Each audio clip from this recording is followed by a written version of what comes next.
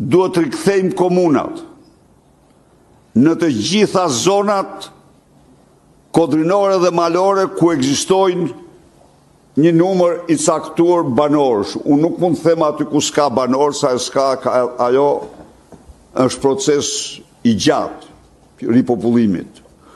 Por duhet rikthehen në të gjitha zonat kodrinore dhe malore në të cilat ka, sa të themin 1.500 ose 1.300 banor. Franca numëron 35.000 komuna.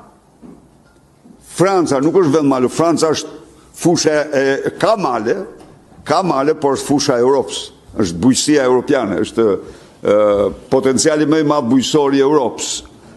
Dhe Franca ka komunat, ka 36.000 komuna dhe ka komuna me 1.500 banor.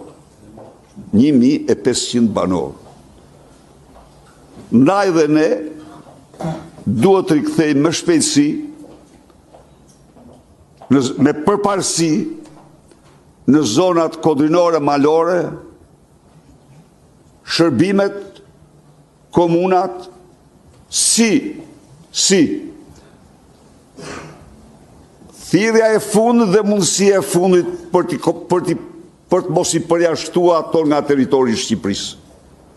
Sa ato po shtrohen në zonat vdekura, në një kohë kur në vendet tjera ato përbëjnë pasuri mahnitse, pasuri prallore.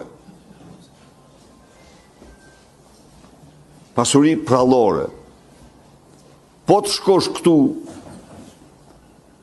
mbrapa Drajtit, Gjernë Martanesh është një nga masivet malore më të bukura të Shqipërisë dhe të Europës. Nuk shkon dot kush. S'ka. Shkojnë ushtarë që bëjnë stërvitje, edhe e kanë bizën si pikën më të përshtatshme të stërvitjes, ndërkohë kur biza mund të ishte edhe një nga qendrat më të bukura turistike të kryeqytetit. Po jo s'ka.